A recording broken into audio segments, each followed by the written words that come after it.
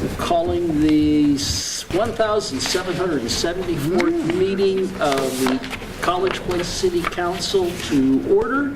It's January 24th, 2017 at 7 p.m. Mr. Dickerson, would you please say our prayer and our pledge of allegiance? If I can think of anything, I will.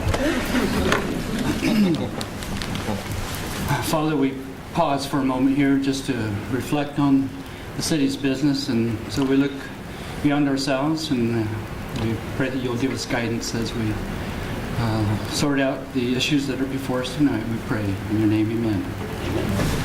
I pledge allegiance to the flag of the United States of America and to the republic for which it stands, one nation, under God, indivisible, with liberty and justice for all.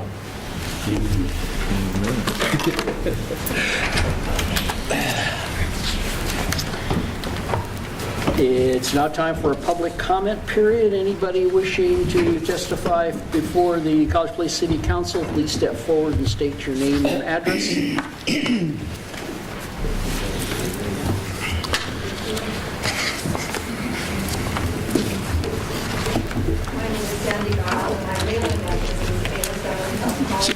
Please step up to the microphone and. Okay.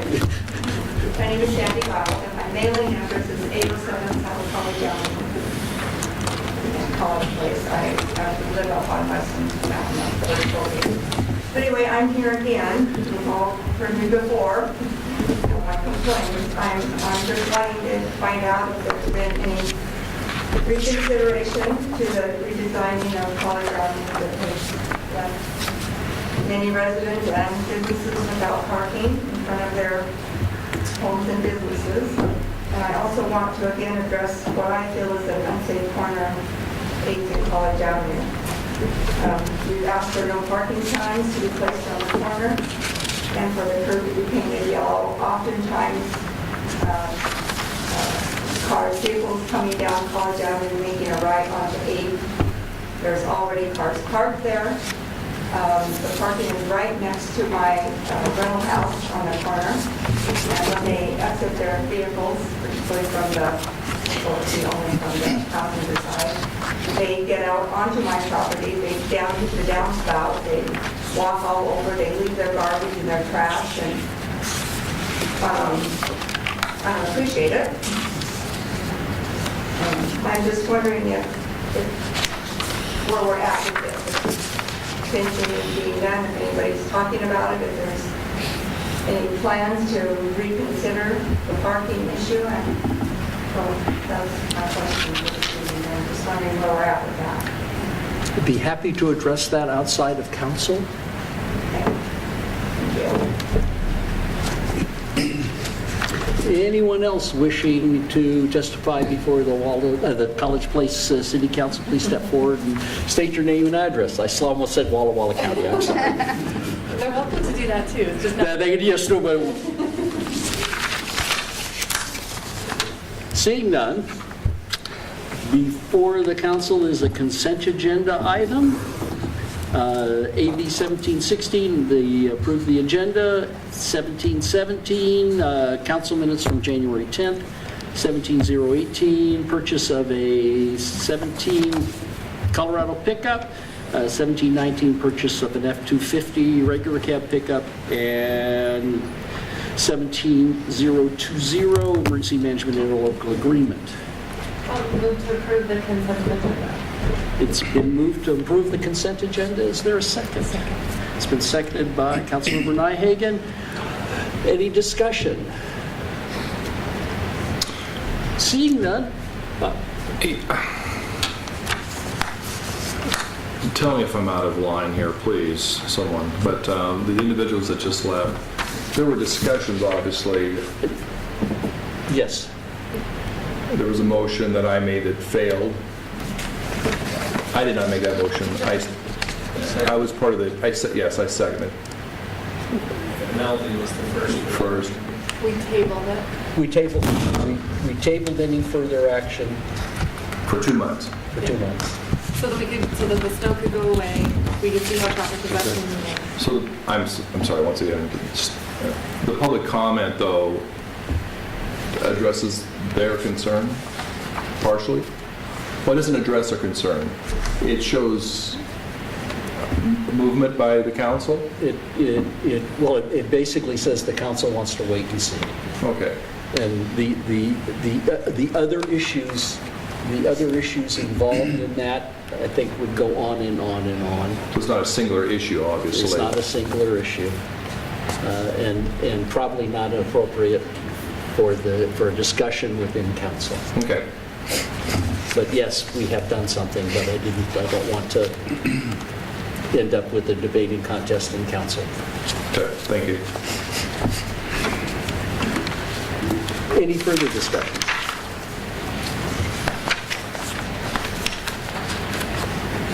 Seeing none, all in favor, please signify by saying aye. Aye. Opposed, same sign.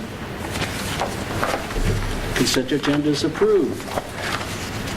Open a public hearing, Mr. Rizzatello, lodging excise tax. Okay, this item is the institution of a 4% lodging tax, 2% lodging tax, the other 2% is a special hotel motel tax that basically gets credited over what you could charge in addition on sales tax for lodging.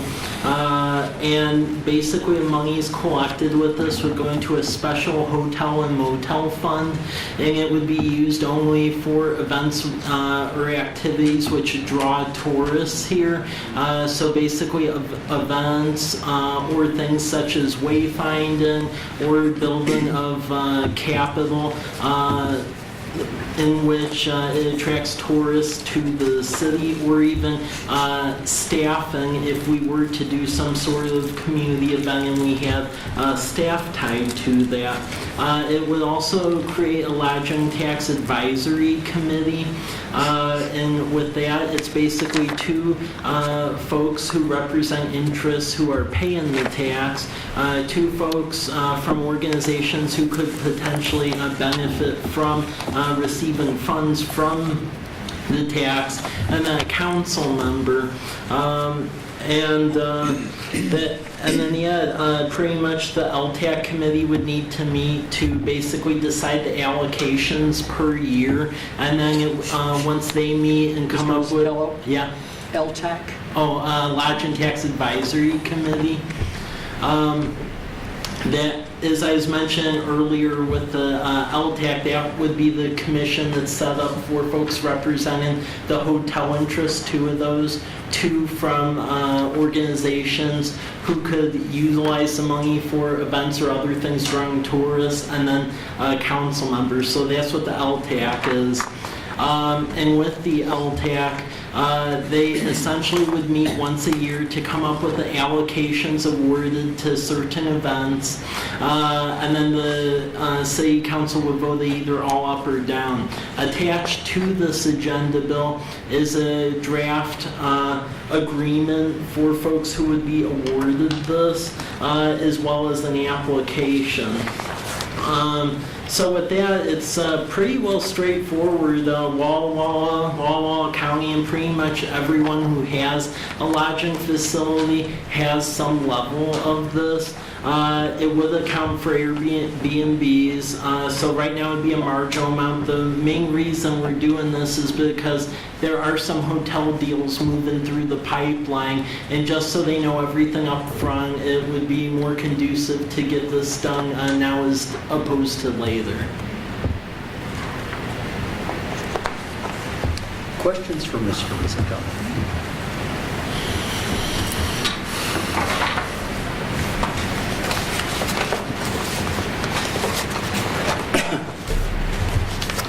Seeing none, anyone wishing to testify to the College Place City Council on a lodging excise tax, please step forward, state your name and address. I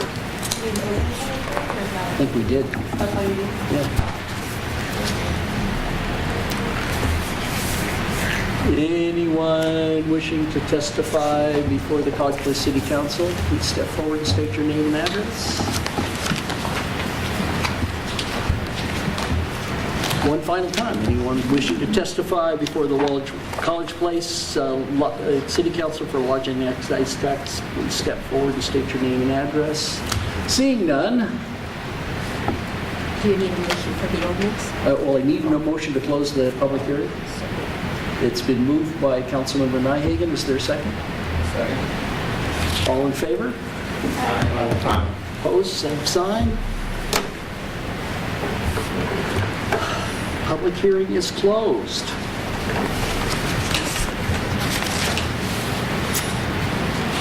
Mr. Rizzatello, ordinance 17003, lodging excise tax. Okay. Pretty much just what I was saying earlier, how it really helps to get events and other capital and staffing to really bring extra tourists and extra tax dollars in the community.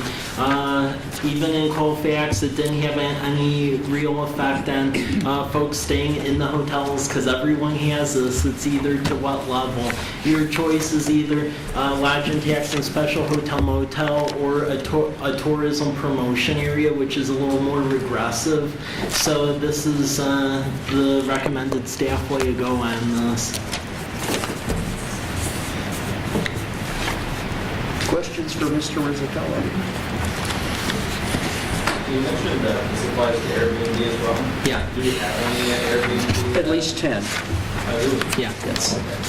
And Airbnb struck a deal with the state of Washington Department of Revenue about a year or so ago, where they do all of the reporting on Airbnbs within the state of Washington to DOR, and the Department of Revenue is the one who's collecting this on our behalf, so we would get that. We don't really have any additional agreements really to check that. No. Would the Airbnb be the same as what I had asked you about earlier, where I found that Yeah. the one that we were already doing? Yeah. So it's not brand No. new, it's No. just new and on. Well, it's new in our code. Now, to tell everyone about this, and Sarah and I are trying to get to the lowdown on this. Well, would you, Councilor Do I have Sherman? a couple would- questions? Yeah. Oh, so I'm the treasurer for the University Alumni Association, and we have 3 guest rooms, and so I had gone to the bookkeeper and said, hey, we're gonna have this new tax, just an FYI. And he came back and said, well, I've been paying it already. So what do you mean, is there, it's new on top of the 4.2 or whatever that you're already paying? So I asked Mike about that, and he said that, yeah, we have been paying it, but it hasn't been going to College Place. So staff is currently researching that to tell the entire council. Evidently, in case Walla Walla University, they were paying the tax. However, there was never any of this money that was remitted into the city. We're currently investigating with Department of Revenue as well as the county. I had a similar situation where I was previously at, and it was a tax code issue where it accidentally was going to the county in Whitman County's case. So it's a little strange, but we looked within our municipal code, and there is nothing that's even referencing this. So once we actually have this legitimately on the books in concert with the lodging tax statutes as they are, that will preserve our right to have this and will be going to us. And it isn't going to increase because that should have been coming this way. So. Look closely enough, when does this go into effect? With this, it's basically 5 days after the passage and publication, so. Further questions for Mr. Rizzatello?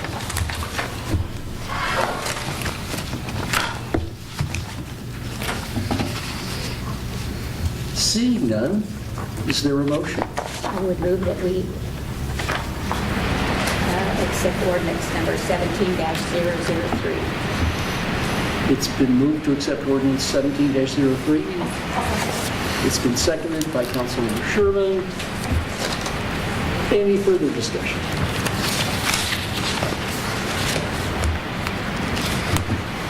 Seeing none, all in favor, please signify by saying aye.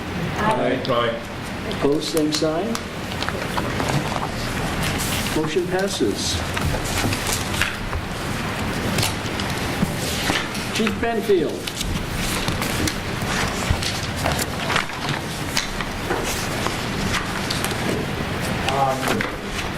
Last meeting, I talked to you about the memorandum of understanding with Loyola University, so that we have a set of ground rules when both when students belong to the college and when the college is outside of that. And I was asking for approval of that. It really doesn't change anything in the way that we do business on the college.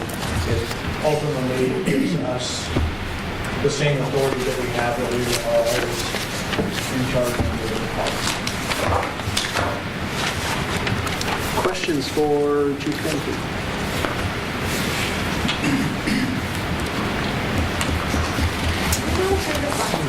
No, we just, You just looked at it? we're trying to do a two-step process, so there's no surprises. I see. Yep, well, I'm not surprised. Surprise. Smart man. So, yes, Mr. Rizzatello is an incredibly smart man. Seeing no discussion, was there a motion? I'll move to, what's the order being colored? Is there an ordinance, or am I just accepting the? It's just, Bill number. Just to accept the agreement. Okay, yeah, well, I'll move to accept the agreement between the school corporation and Loyola University Security. is there a second? Second. It's been moved and seconded. Any further discussion? All in favor, please signify by saying aye. Well, I brush my teeth and I can't do a thing with my mouth. Aye. Aye. Opposed, same sign. You can't go see fix before we see. Well, I wouldn't signify by saying aye. All opposed, same sign. Motion passes unanimously. Bill 17021, as of our audit, Mr. Rizzatello. Thank you, Mayor. This is a contingent fee professional services agreement we as of our audit solutions. This is a second program to help us look to make sure the utilities are remitting to us as they should, as well as the fact of how the utilities are and other companies that abide by our franchise fees. It would amaze you how many times in their databases, when they have addresses that should be marked as College Place, they aren't, and then we aren't getting the utility revenue. So that's what this company does. They have an algorithm, and it's very GIS based, and they're looking to make sure with all of the databases that these utilities and franchises have that the money from the fee, utility taxes and fees and everything else is correctly coming to us. Because in many cases, these utilities, when they have their GIS mapping applications, they aren't really checking the geocode at all. So we could actually be losing a lot of money and not know it. So they look through all of that, and if they find any additional monies for us, it's a 45-55 split. So we would get 55%, they would get 45% of the recovered money. And yeah, they look at everything, even the hotel motel tax, franchises, utilities, everything, and they typically find quite a bit of revenue. They are based out of Chicago, and just in the spirit of transparency, when I was in grad school about 6 years ago, I actually worked for them when I was back in Chicago. Of the other companies that do this, they're better because they don't charge a fee unless they actually find money. When I was at Colfax, we were trying to find a company that did similar work, and they all charge fees regardless, and then money on top of that if they find revenue. So this, they don't charge anything unless they find something for us. Question. Councilor, It's probably obvious, the recovery fee is a one-time recovery fee, Yeah. so they will reset the billing, and then from then Yeah. on, it's no fee. Yeah, Yeah. it honestly helps the utilities too, because a lot of these companies who are doing doing work in the area, they'll have the property set either as unincorporated Walla Walla County or Walla Walla, or some address that would make no sense at all. Yep. I know when I was working from back in Chicago, it would amaze you how many addresses where it would be common sense, hey, it's in Arlington Heights or something, but the geocode in their database have a community miles away, and that community was giving the money it really was due to you. Yep. I move to approve agenda item AB 17021. I'll second. It's been moved and seconded. Any further discussion? All in favor of approval of Agenda Bill 17021, please signify by saying aye. Aye. Opposed, same sign. Passes unanimously. Ms. Kilgore. The next agenda bill is a request for proposal for the wastewater facility rate study that we budgeted for this year. We haven't really analyzed or we haven't increased our wastewater rate since 2011, so it's been over 5 years now. And as a part of doing the budget for 2017, we realized that we're upside down this year with that utility. So this rate study is kind of a second step in our, last year we did a water rate study, and this year we would like to conduct this wastewater rate study so that we can make sure we have a viable financial plan for that utility moving forward. And we would like to have this completed by early to midsummer so that it's done in the first part of the year and in time for budget decisions and whatnot.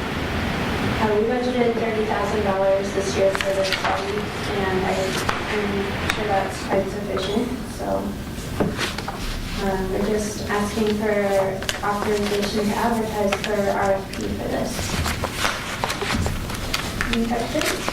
Questions for Ms. Kilgore? Councilmember Peterson. It's probably obvious. I'm sorry. The breakdown between the 300 and the 30,000. The 300 is just the That's just initiation of the the advertising cost. Right.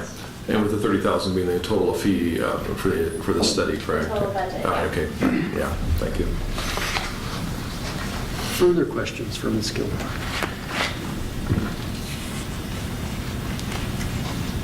Seeing none, is there a motion? I make a motion to authorize the staff to advertise for an RFP for a wastewater study. And thank you for the work you've done on this, very much. So motion, is there a second? Been seconded by Ms. Sherman. Any further discussion?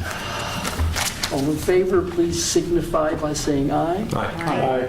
Opposed, same sign. Passes unanimously. Mr. Hartwig, wastewater facility plan contract. See, we get into big money when Paul comes.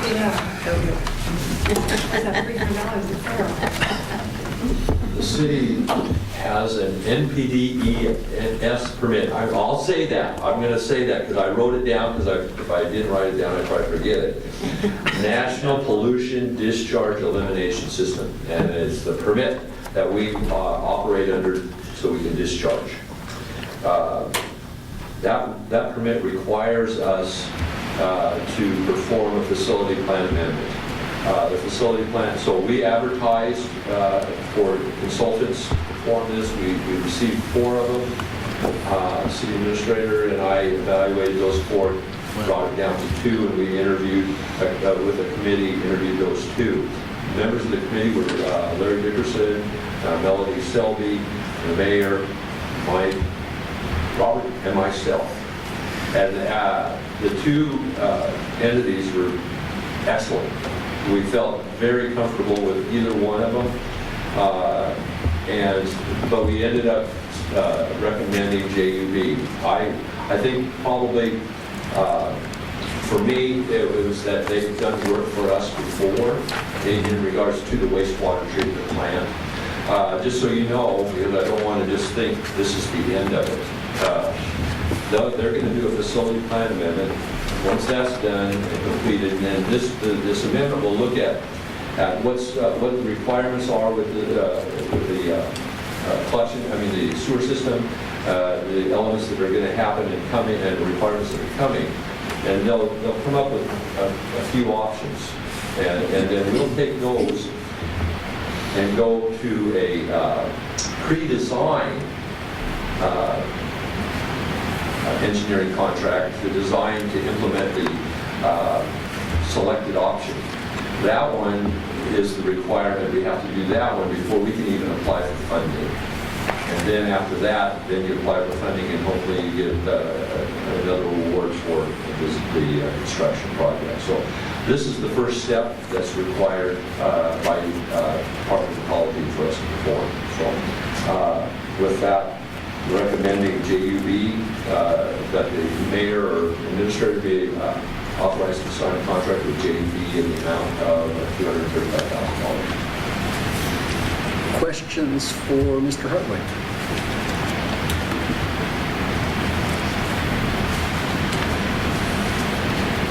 See, Councilmember? I'd move to authorize administration to execute contract with JUB for $235,000 plus an additional $15,000 as stated in Bill number AB 17023. Second. It's been moved and seconded. Any further discussion? All in favor, please signify by saying aye. Aye. Opposed, same sign. Thank you. Passes I'd like to unanimously. thank the committee that helped reviewing all this.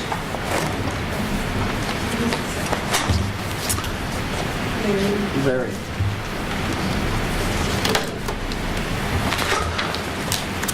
And AB 17024 is myself with a very long process.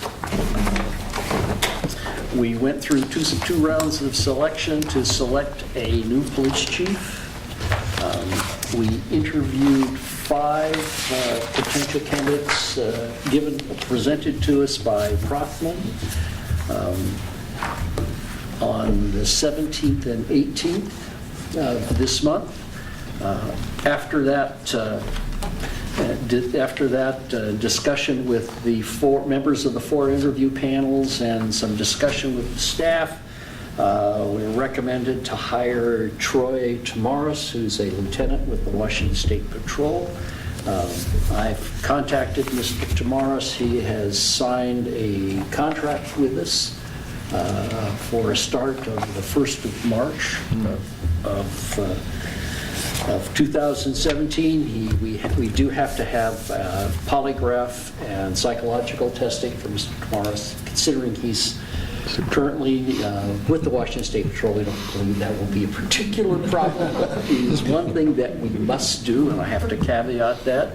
I think we had 5 excellent candidates, any one of which would have been an excellent police chief. I believe we have the best of the 5. Any questions from the Councilmember Dickerson? Congratulations, I think you made a very wise choice. Other discussion? I would accept a motion to approve the hire of Mr. Tamaris. I have a question. Oh, And I wasn't here because of weather, but is he a family man? And we can't ask those questions. oh, I didn't know. I just Yes, but yes, he is a family man and a man of faith. The reason he's starting on the 1st of March is he is taking a group of youth to a mission in Mexico on the last week in February, and so he isn't available prior to that time. But I just didn't see it in the outline. yeah, well, it's one of those things that we just don't get to ask. But I will say that he brought his spouse with him when he came, and I think the Tamarises are going to be an excellent addition to our community. Councilmember Dickerson. No other discussion. I just want to have the privilege of making this motion. Okay. I move that we approve the contract with Troy Tamaris for Chief of Police. It's been moved and seconded. Any further discussion? All in favor, please signify by saying aye. Aye. Opposed, same sign. Passes unanimously. Thank you very much. And moving on with additional police business, Ms. Strang. Thank you. So before you tonight, we have the 2017 through 2019 bargaining agreement with the police department. We have reached what we believe will be a good agreement. The unit has already voted on this and voted to approve it, so I believe that's something we can bring before you. I have listed the changes to the contract. I'd be happy to go over any of those if you have any questions. The salary ordinance is also in there. The only changes to the salary ordinance from what you saw last time is the police officer salaries, and I've also changed the police chief to what was approved in the contract that you just approved. So those are the only two changes. We met, I believe, 3 times total, which is probably the quickest bargaining we've ever done with the unit here. So that was very, very nice. I attribute that to the current leadership. So, do you have any questions?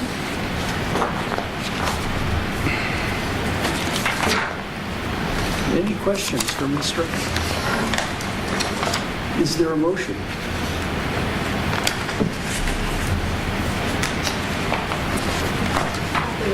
I'll move to approve the 2017 and 2019 Police Department bargaining agreement and updated salary ordinance number 17-004. I'll second. It's been moved and seconded. Any further discussion? All in favor, please signify by saying aye. Aye. Opposed, same sign. Motion passes unanimously. Thank you, Ms. Strang. I will say, for those of you who don't know, this will be the last time that Ms. Strang will be appearing before us. Really? Ms. Strang has been pirated by the city of Walla Walla. No, we That's our can fate. vote that. And I have tried everything, including guilt, and nothing has worked. Are you drink chaining her to her desk? We already do that. You change her. But an announcement will be forthcoming to honor her 16 years of service to the city. Amy, thank you very much. Thank you.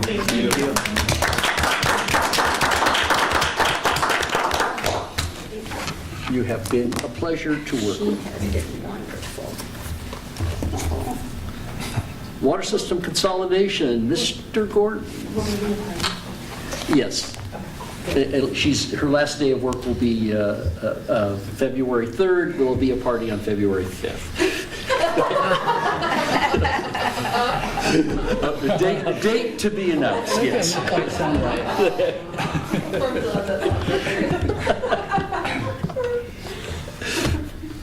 I told him if I had feelings, he would hurt them. So you're good. I've tried guilt, now I'm just trying to be insulting. It's I don't miss everybody very much. It was a very hard decision. Mr. Gordon. Thank you. For those of you who may have forgotten, we're working on putting a couple of wells into our system. And I have some good news to report. On the 13th, we received notice that we did receive our $3 million drinking water sewer loan. 50% of that will be forgivable. It will be a 1% loan rate with a 20-year term. The beauty of it is we were right there at the very top of the whole list, so we came number 1. That said, the project we're getting, because the legislature capped it at $3 million, we didn't get the whole funding for everything we would like to do. It's about $4.2 million, so we're going to go back to the till next time.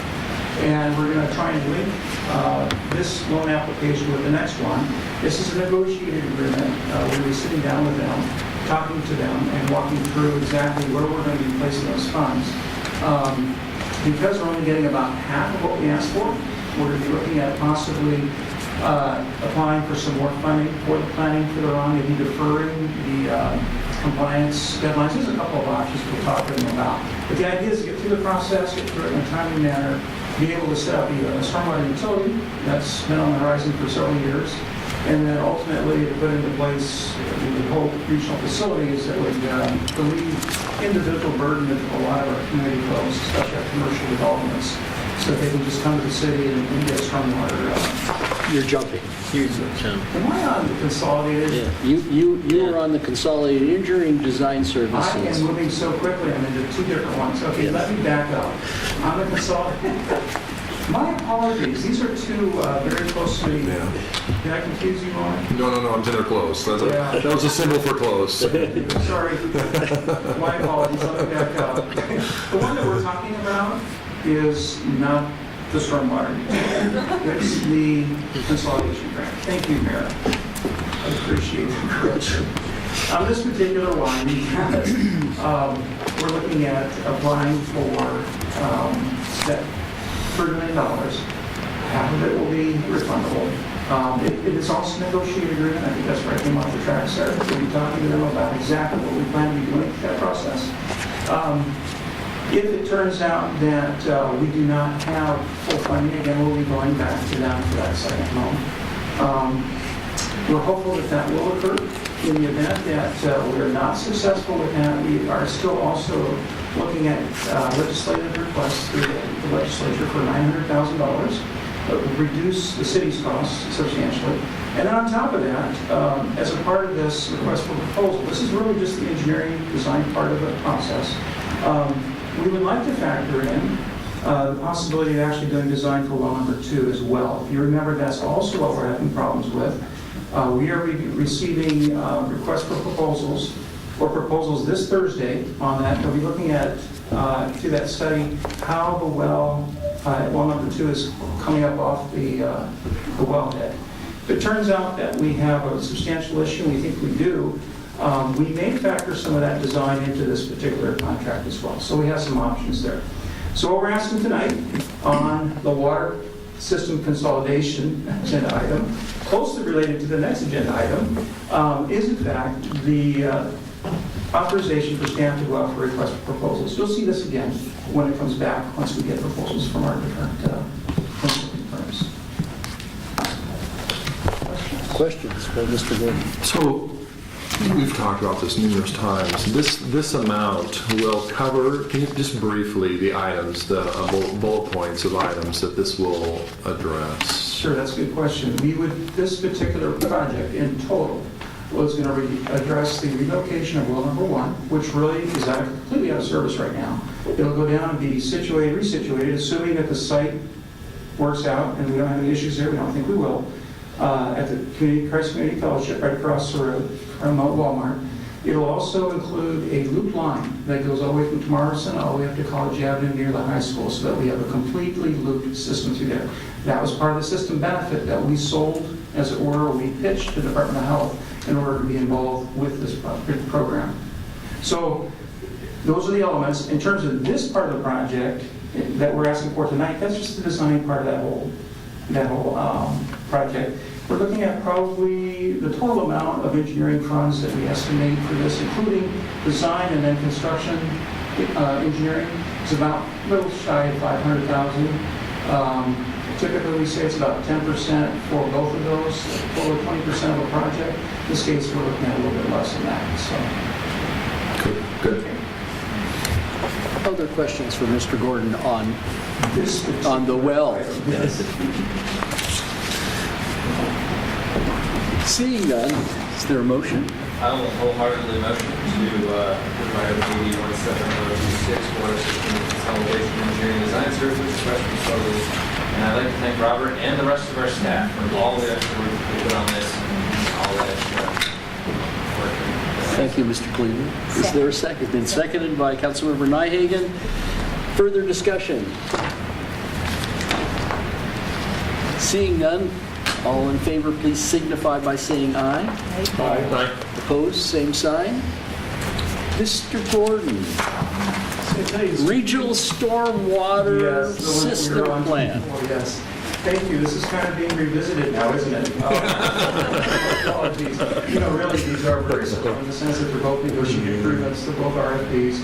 And yes, I'll have to have the mayor by my side when I go to attack the negotiations because I want somebody to keep me straight. So thank you for that. No, this is the, Paul talked about the NPDES permitting for the wastewater treatment plant. This is really, that NPDES permitting process is federally driven, and it doesn't just it doesn't apply just to effluent from a wastewater treatment plant. It applies to non-point sources like a city, like ours. So stormwater is considered a non-point source of pollution. The runoff from the water that hits the roads, it takes the oils and stuff from our vehicles into the streams and possibly can do damage to the environment, fish, whatever. That is should be under NPDES permitting. We've been fortunate for the last 10 plus years in that we haven't been under a specific permit, except we're under the county's umbrella, but not under a municipal umbrella like the city of Walla Walla. And we were put on notice several years back that in fact, in 2019, they would be reevaluating, actually in 2018, whether we would fall underneath the 2019 NPDES permit for stormwater. In conversations with Ecology and everybody else who's under the permit right now, everybody's wondering why we are not under it right now. The reality is that we've been fortunate. It's very expensive to run a stormwater utility, and that will be part of the process that we'll be going through the next couple of years. Before 2019 is looking how to establish one of those. What we're looking at tonight is we did apply for funding, about 180 plus thousand. I think it was 100, was it 178,000? Yeah, about 180,000. We got about half of that. The legislature saw fit to defer some of the funding. There's a chance we may still get some of that funding. And as I was mentioning in the prior agenda item, what we're looking at is actually deferring some of that money, if we can, from the planning process into the establishing of the utility. It looks like we're not going to have a full amount right up front. However, I've done a substantial amount of effort on my own internally. We would leverage that and possibly be able to get through most of the planning and then use other funding in the future for possibly setting up a utility, which is quite an effort as well.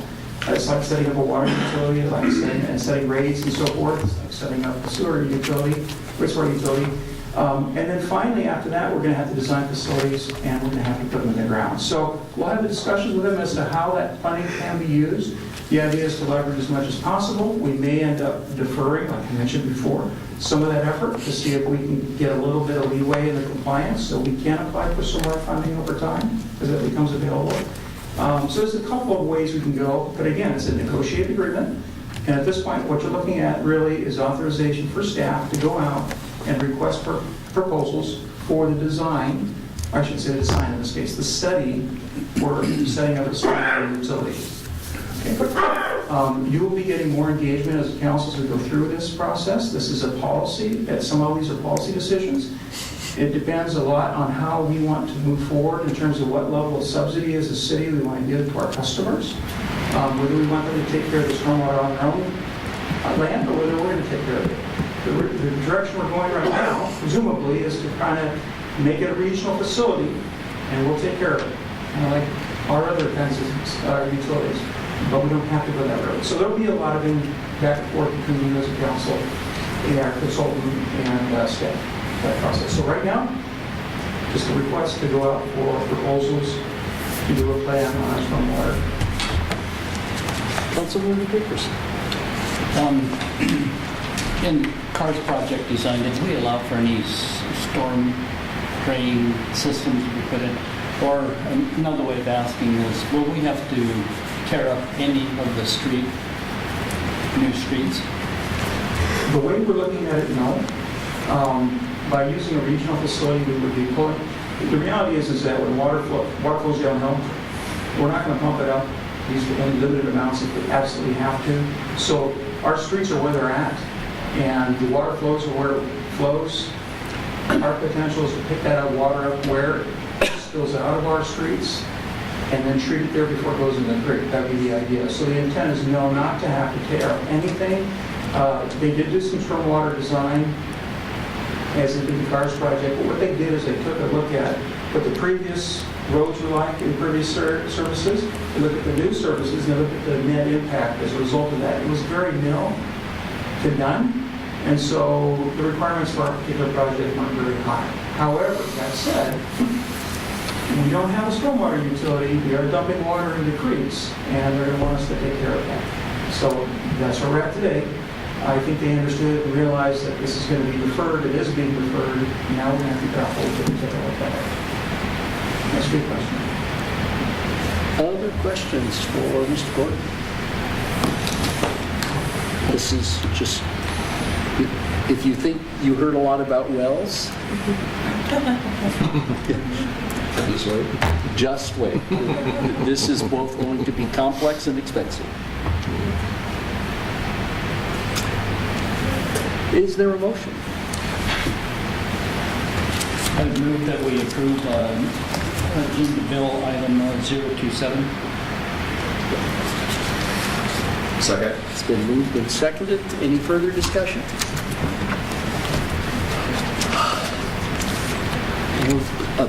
All who signify approval, please do so by saying aye. Aye. Opposed, same sign. Motion passes unanimously. Mr. Rizzutello. Okay, thank you, Mayor. The next agenda here is about liquor license renewals and applications. This is just to get some guidance from City Council on this. So as you know, if we issue a liquor license, the Liquor and Cannabis Board asks the city's opinion on it. Likewise with renewals, they'll send a form that says, hey, do you have any issues as far as... Can I make a clarification? Yeah. We don't issue liquor licenses? No, opinion, yeah. Yeah. Yeah, but it's just that when the Liquor and Cannabis Board, when they issue them, they ask our opinion. Likewise with the renewal, same thing, just to check. That with RCW, there's language where it basically says mayor and legislature, and the mayor and I were looking at ways to potentially simplify it, since really we aren't the ones making a decision. We can just provide comments. But the mayor, if council gives such direction, could also give the comments a hand and handle comments for renewal or approving it. But ultimately, that's a Liquor and Cannabis Board decision, not ours. So that is what we are asking in this case. If you would be okay with vesting the ability to make the comments with the mayor, or do you also want each one of those to go before council, or... Discussion? Do you want to take that position alone, or would you like the council to work with you? What is your... Well, I think on renewals, I think it's fairly straightforward to do an administrative action to renew them administratively. New licenses, I think I would prefer to bring that to the council for at least discussion. That's, right now we have essentially 2 renewals. 3? No, 2. 2. Renewals. One here at this little quick stop on South College and Walmart.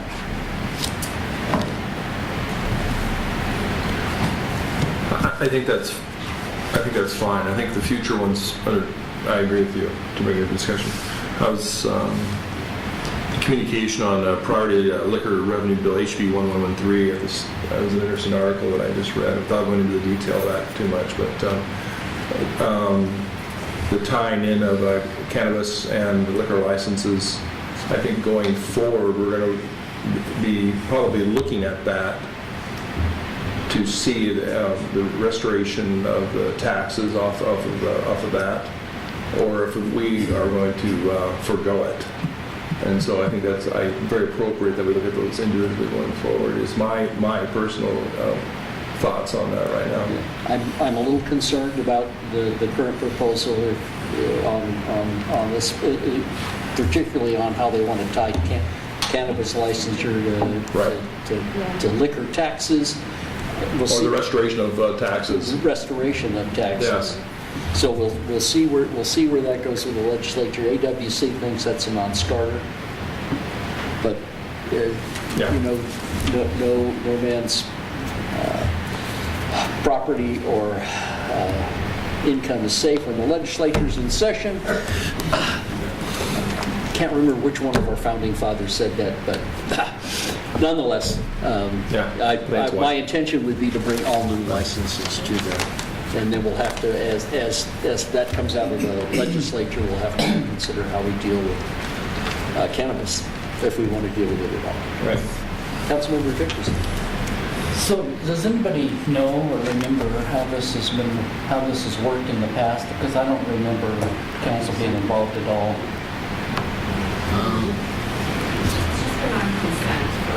Consent, yeah, right. Has it been an agenda item or what? Consent?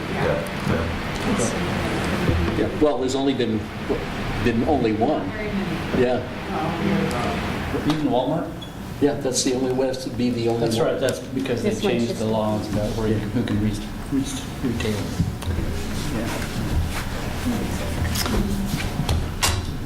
Further discussion? I was just going to ask you a question about this. So this was given to us with, for the mayor to administratively handle liquor license renewals and applications, but you would just want that to say renewals? Reynolds.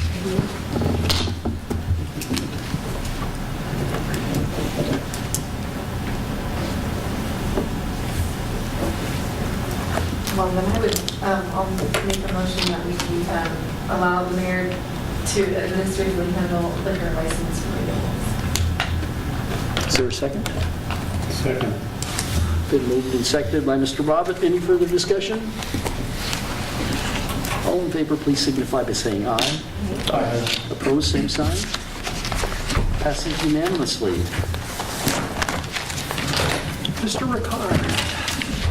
Good evening. Tonight we have Jacob Davis here with Buxton to do a presentation about proposals that they have for us. We're not asking for action tonight. We'll bring it back probably at the first council meeting next month. Buxton provides strategy services for retail recruitment.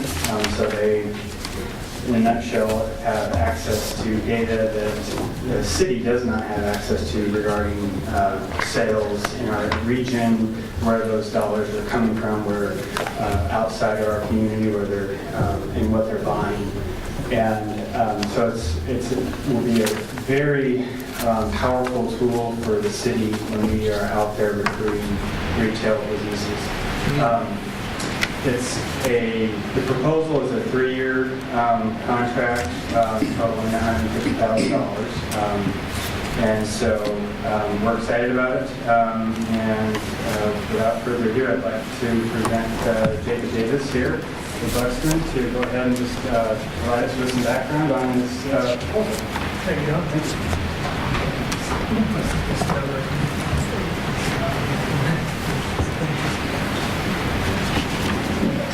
Thank you, everyone, for having me here. As John said, my name is Jacob Davis with Buxton.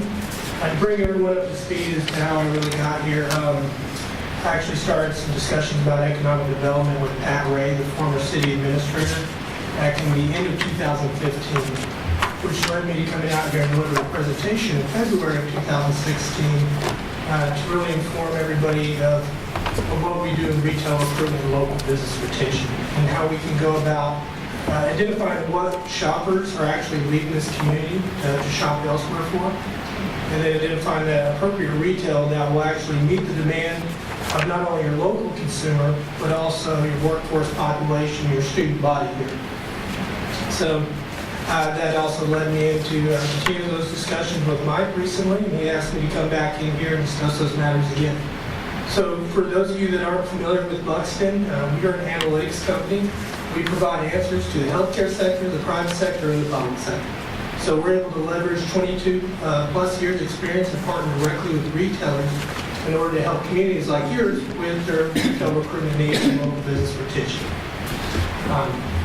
So when I say retail recruitment and business retention, I mean actually identifying specific retail concepts that are the best possible fit for your community and providing intelligence for your local businesses to use to help them make more strategic decisions in their everyday business lives. And so When doing that, it can help you increase the tax revenues in the community, strengthen and retain the local businesses, improve the overall quality of life of your current and future residents. And one of the main things I really want to focus on here, one of the key components that gives us the capability for to go about retail improvement and business retention is our retail background. So for 22 years, we've partnered with over 3,000 different retailers to help them with their strategic site selection decisions. In other words, helping them mitigate the risk of opening up underperforming locations. And we've done this with anywhere from the small emerging concepts to the major Fortune 100, Fortune 500 companies out there, by telling them exactly who their core customers are, looking at how they live their lives and how they spend their money. So in other words, being able to tell them the difference, tell Lowe's there the difference between their core customer and a Home Depot customer, or Trader Joe's customer between a Whole Foods customer. And then we're able to tell them exactly where more just like them are located at. So where the highest saturated areas of their core customers actually located at. Getting beyond just demographic information. In other words, not just telling them how many households are there, but how many of their core customers are there. So looking at a small community like College Place, we're able to tell them that there are enough of their consumers here in and around the community that can actually support their brand. And we're also able to tell them the value of each one of those consumers. So it's a who, where value. And you will see a lot of national brands up here. It is for brand recognition. That doesn't necessarily mean that's what we want to recruit to your community. We want you to be a stronger stakeholder in how your community actually grows out. So we are actually going to help you recruit according to what your goals for this community are, whether that's small regional concepts you want to bring here or those larger national brands there. But this is there to actually show you the expertise that we have in this area, that someone like a Marriott or FedEx or Sally's Beauty Supply actually trust us with their most significant development decisions. They trust us to tell them how to grow their brands. Whole Foods trusts us to do that. Tesla trusts us to do that, and many other companies beyond that. So to give you a quick example, Sally's Beauty Supply, we're actually the ribbon cutting for their their 5,000th location back last January. And when we first partnered with them, about 10 years before that, they only had 1,800 locations on the ground. So in just 10 years, we helped them grow to 5,000 locations where they'd been open for 20 years and only had 1,800 locations on the ground. Now, just by telling them who their day in and day out consumer is and how they can find that look just like them across the nation. And we've done the same thing with many of those other brands that you see up there. And just to give you an idea of the depth that we have in this industry, I want to show you this 12-month snapshot of our performance. And first glance, this is actually going to show you how competitive retail recruitment is and why it's so important to take a data-driven, strategic approach to retail recruitment rather than just try to utilize hope as a strategy. So each one of these green dots right here represents a site that was evaluated by our retail partners in order to determine whether or not that's going to be a good location for them to move into. So basically the next home run location. Out of those 80,000 sites that they evaluated, only 7,500 brick and mortar locations were opened up. So they're looking at and evaluating a lot of different markets southern the U.S. That's why it's so important to be in front of them before this process starts with the correct validation, showing that you are the right market for them to expand their brand into. To take that a step further, though, to show you the impact that we have in this industry, that same 12 months, 30,000 locations for retail are open nationwide. So roughly 25% was directly due to a Buxton partnership, and that's what we see about every year. So around 15 years ago, we decided to take that knowledge that we have, our expertise with retail, to assist communities with their economic development initiatives. And since then, we've worked with well over 750 different communities to help them identify the particular retail that's looking for the type of consumer that's in their market. So a lot of small communities, just like College Place, and even smaller, smallest community being 1,600 in population, up to some of our larger ones like Dallas, Texas, Los Angeles, Atlanta, Georgia, and communities like that. Some communities that would be similar to this would be like Salina, Texas, a little bit north of Dallas, Texas, only around 9,000 in population, around 6,000 when we first started working with them. We're actually able to help them recruit 12 different retailers within the first couple of years of their partnership. Rochelle, Illinois, outside the Chicagoland area, which I know you're familiar with, Mike, small community around 10,000, 11,000 in population. We helped them recruit over 50 retailers within 3 years. And then we're working with Selah, Washington, not too far away from you, 7,000 population right next to the Yakima Valley, also competing with the Tri-Cities area. We're in some serious discussions with different retailers right now. Of course, I'm not at liberty to say who that is yet, but they're doing well so far. So with that success in both the public and the private sector, we've earned a handful of accolades out there, recognized by various organizations. We were named to the People Shaping Retail Future by the NRF Foundation. But something that's a little bit closer to home for you would be that we're strategic partners with the International City Managers Association. Shows us the credibility that we have in this area. They actually trust us for their continuing education efforts. So we're there to join in the webinars. We deliver presentations at all their major events every year. We were in Kansas City this last year. We were in Seattle the year before that. We'll be in San Antonio, Texas, doing the same thing this coming year to help communities understand the retail market conditions and how they actually work with that community. One of the key components that helps us be so successful with retailers and also municipalities is our data and methodology.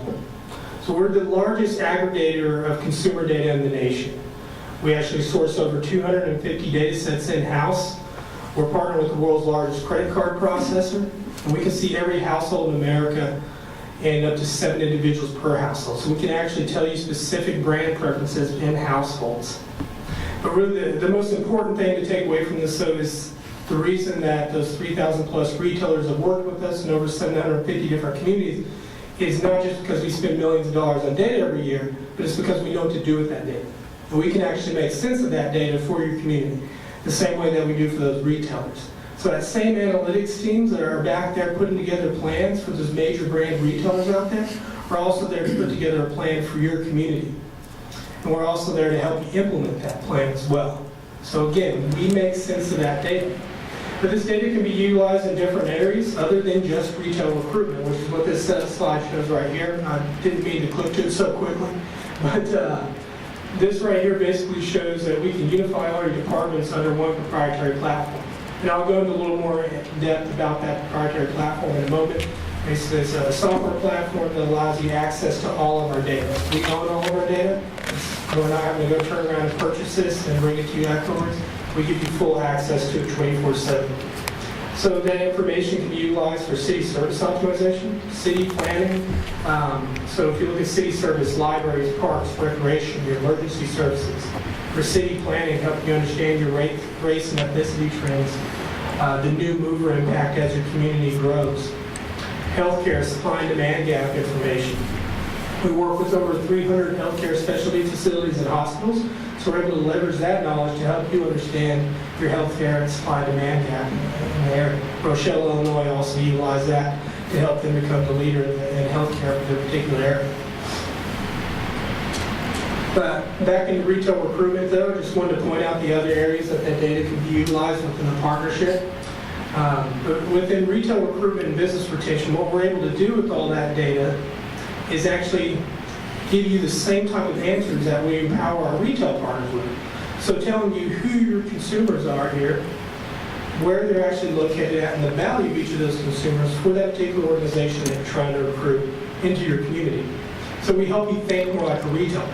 And the first step to thinking more like a retailer is getting beyond demographic information.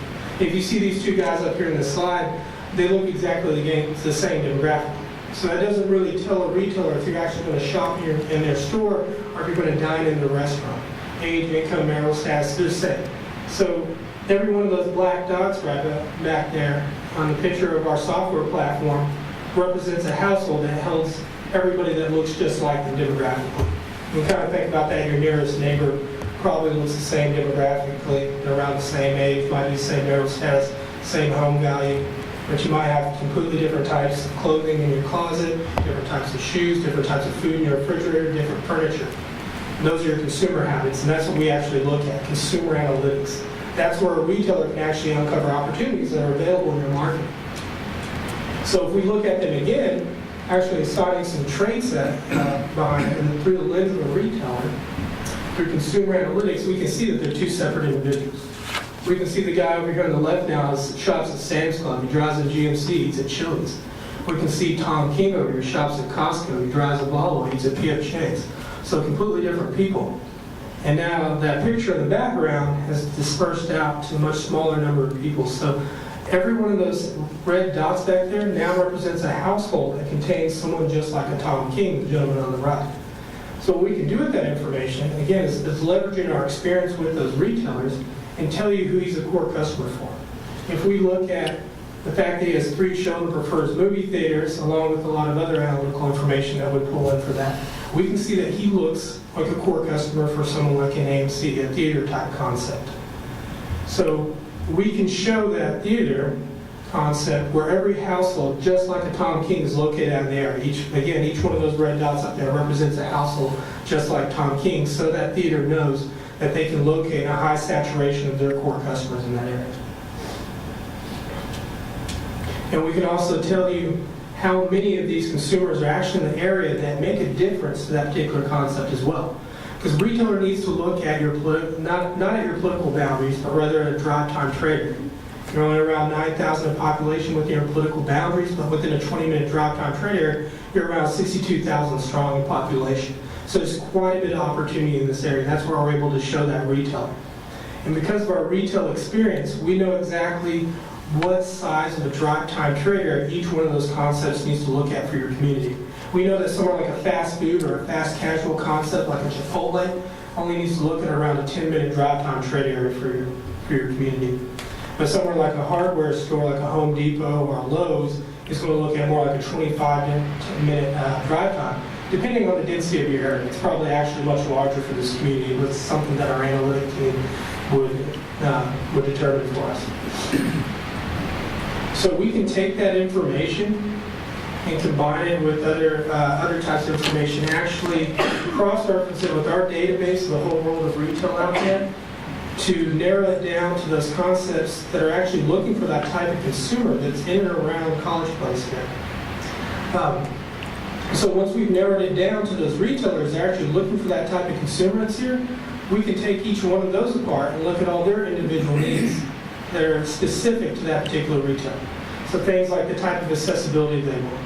Do they want to locate on 125 next to much larger big boxes, or do they want to be on a one-way street in the downtown area? What type of co-tenancies and adjacencies they need to see, competition they do or don't want to see, parking lot spaces, all those specific little needs that those retailers have, we're able to combine that in as well to narrow it down more to those specific concepts of the best possible fit for your community.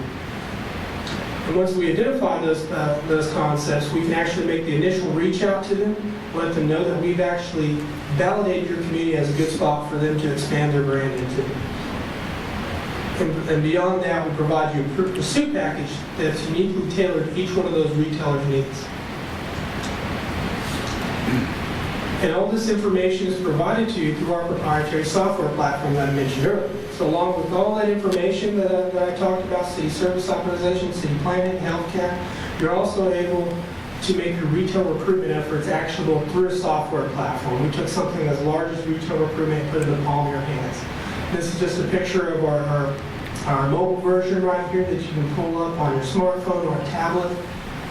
But all those key components that you need for your retail recruitment efforts are there at the touch of a button. So if you're actually engaged with the key decision maker of those retailers, we'll say someone like a Target, if you're engaged with them in person, you can pull all the information they need and want to know about your community. You can show them where their core customers are located at in the area. You can show them where their other nearest locations are if they are a larger national brand, so they don't over-cannibalize. And show them where their space in the market looks like, so where their nearest competition's at. And you'll also have access to a site score sheet.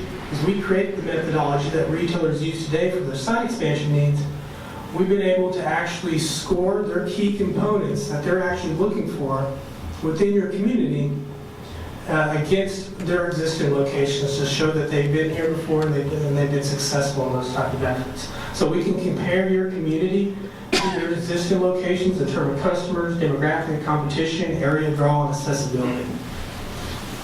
All that information is written into a retailer's language, the same type of information that we provide to our retail partners in helping them make their site selection decisions. Within that, you're also provided local business retention information. So if you'd like, you can provide local businesses information on who the consumers are in this area. show them what people are actually leaving this area to shop elsewhere for, and how to expand their product lines accordingly. So beyond that, they'll also have information that gives them an idea of this type of brand preferences that are in the area. So you're able to tell someone like a bar owner that people here are 2 times more likely to drink Malibu rum. Just an example, I don't know if that's true or not. But someone that might have a shoe store might be 1.5 times more likely to purchase Nike running shoes over the next preferred brand. So information helping them make more strategic decisions. And beyond that, we can also show them how to market that. How they can show that they've actually increased their brand selections to meet your needs out there. How they've allocated their shelves appropriately. They can see how to let's get that message out, whether that's going to be an advertisement on social media, maybe an email blast, or just a snail mail. So a lot of valuable information, including historical, projected, and current demographic data out there as well. We don't leave you in the dark with this information. We're not just dumping this data in your lap. As I mentioned before, we actually help you implement those plans that our analytics team put together for you. So we assign you a project manager that's going to work alongside you basically as an extension of your staff. They're there to support you through your entire efforts to make sure that you're able to speak that retailer's language and support the validation that we provide. We keep you involved in that entire process because you're going to be the best ones to actually represent your community. If that retailer needs certain things done, like extra sidewalk cuts, for example, you're the person to get that done, not us. So we keep you involved in that entire process. But we're the best people actually explaining that information and speaking that retailer's language. So we're available to join you on those conference calls, be there in those in-person meetings at places like ICSC Recon, which is basically the Super Bowl of retail that happens in Vegas every year. Mike's already told me he's going to be attending that this coming year. That's where your efforts can really come into play when you're actually able to meet them in person. We hold a very large booth to show off to both our retail partners and our public sector partners out there. And we encourage you to set meetings with those retailers at our booth with our project managers that are present. Sometimes we're even able to introduce some of our community partners with our retail partners. Last year, we facilitated a meeting between our connection over at Marriott and 3 of our community partners. Since that was last May, since then, one of the communities, Corinth, Texas, has already gained the Marriott out of it. The other 2 are still in discussions with them. He was more than happy to help them, let them know what they need to do to become more attractive for the Marriott brand. So there's a little more value out of that. You might get an introduction to one of our retail partners. But they're there to help you implement that plan. They all have retail experience. They come from retail project management side of our business first, so they understand that retailer's language. Some of our partners have been so satisfied with them that they actually tried to reach out to the owner of our company and tell them how great the project managers have been. Paula Riggs, Economic Development Director over at Mountain Home, Idaho, asked me if she could send an email to the owner of our company talking about her project manager. She called her an extension of her staff, so that she's a very valuable extension to her staff now. So, very well trusted and there to help you with everything. So essentially, it's our retail background that's able to help you with our efforts. We're able to tell you actually what these retailers need to look at in your community. We've worked with retailers anywhere from the small emerging concepts up to the major national brands that you saw in those pictures there. Our data and methodology is incomparable. We're the largest aggregator of consumer data out there, and we can make sense of that data for you. And we help you implement that through a proprietary software platform, make it easily actionable, and we give you full access to our data at all times. And we provide ongoing support through our project managers. So, if anyone would like to ask some questions? No? Who engages? You talk about partners, and you talk about a lot of data collection here. It's obviously a partnership with your company and with the city. Who leads in those discussions with these retailers? Good question. Well, we make the initial reach out to them. We let them know that we've analyzed your community. We found that your College Place is a good spot for them to grow their brand into. Beyond that, the follow-up pursuit is going to be on the community. We actually provide the key decision maker, the actual person that says yes or no We provide all their contact information for you because we found in our retail experience that you're going to be more successful with the city making those efforts than us supporting it on the side. So we're there to join you in those meetings for you, to help you validate that information, assist you through that entire process. They'll also offer you guidance on how to go about that as well, what the best way is to reach out to and when to reach out to them. And even different questions like who to talk to as far as franchisees. If it comes down to that discussion, they're going to be able to assist you through that process as well. If you have a developer that you're in discussions with, we can be involved in that as much as you want to. So if you want us talking directly to them, we can, or we can work alongside you with efforts. So these companies have a certain amount of trust in your company, I'm assuming, and so a recommendation from you obviously is an icebreaker, and if you supply the data, then it's not a simple process for them, but it's an open door for them that we then contact them. Real quick follow-up question. Brick and mortar right now is in chaos. I'm reading reports that we have 25% too much brick and mortar square footage right now in the United States. That may be a little high, but what are your thoughts on that right now as far as those companies wanting to expand? And I know we're not just all talking about perhaps a Sears, we're also talking about Chili's and other things, so it's not the same thing. But what are your thoughts on that right now? And yet, it's in flux, Yeah. but what are your thoughts on that? That's a good question. I've actually read where it's looking to decrease, the vacancies are looking to decrease around 10.5% in 2017. And that even means it's even better time for a smaller community to make your case now, because those larger markets like Seattle could see a little bit of stagnation from that, and they're still going to be growing rapidly because they're so large, but they're not going to have quite the growth we've seen in the past few years. So that's where a smaller community like yours can look even more attractive because there is available retail space. And so now we just need to make that compelling case for you that this is the best spot for them to move into. Let's not look at those other markets over here. Let's look here where the consumers actually are, where we've actually ran our analytics and found that this is your best case for customers, and we can make that the best impact for them here. Yeah. So are your analytics based on if we contract you for the city of College Place, are your analytics based on only the city of College Place, or are they based on the surrounding area? So actually, it's going to be the little surrounding areas. So each one of those retailers looks at a certain drive time trade area. Each concept has a different one they want to look at. So we would be looking at the incomes of that drive time trade area. Thank you.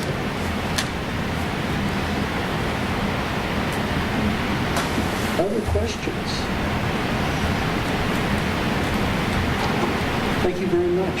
Appreciate your time and your effort. Thank you very much, everyone. Thank you. Thank you.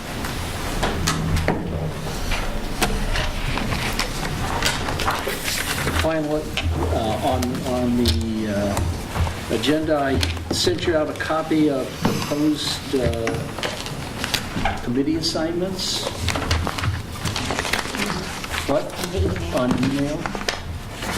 So if you haven't received those, please let me know. We'll get you a hard copy. If I get some feedback, we'll